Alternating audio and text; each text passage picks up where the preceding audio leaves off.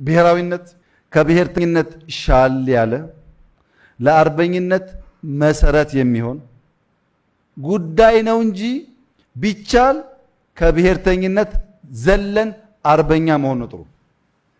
አርበኛና ብሔራዊነት ይለያያል።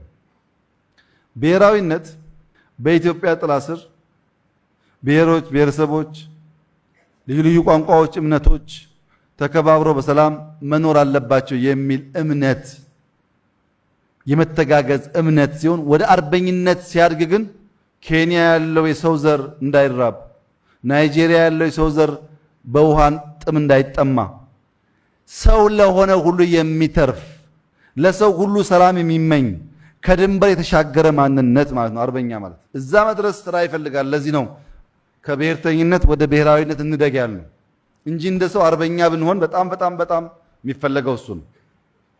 ለምሳሌ ቻይና በብዙዎቻችሁ እድሜና ልምድ የዛሬ 30 40 ዓመት ያው ብዙ ነገር እናውቃለን ቻይና ውስጥ የነበረው። ዛሬ ቻይና በሚያስደንቅ ሁኔታ ለማመን በሚከብድ ሁኔታ የምናውቀው ከተሞቻቸው፣ ቴክኖሎጂዎቻቸው፣ ስራዎቻቸው፣ ሰዎቻቸው በጥቂት አስርተ ዓመታት ውስጥ በከፍተኛ ደረጃ ትራንስፎርም ያደረጉት ቻይና ከጫፍ ጫፍ ለጋራ ራዕይ ለጋራ ሀሳብ የቆመ ነው። ለምሳሌ ለቻይና ጥቅም ሲባል የሚፈርስ መንገድ የሚፈርስ ስራ ካለ ለቻይና ራዕይ ስኬት እስከተባለ ድረስ አጨቃጫቂ ጉዳይ የለም። ሀገራዊ ጥቅም እስከሆነ ከዚህ ነጥቀ ለዚህ ሳይሆን ለናሽናል ኢንትረስት እስከዋለ ድረስ ጭቅጭቅ የለም። ሰው ሁሉ ለሀገራዊ ራዕይ የተገዛ ነው።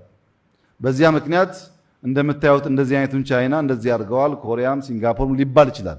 በጣም ብዙ ሀገራት ተቀይረዋል። እኛ 5 ዓመት ነቅተን ብንሰራ ድህነትን ለማሸነፍ የሚያስችል በጣም ብዙ ጸጋዎች አሉ። ችግሩ ጊዜ እያባከን ያለነው እነዛ ጸጋዎች ላይ አለመሆኑ ካልሆነ በስተቀር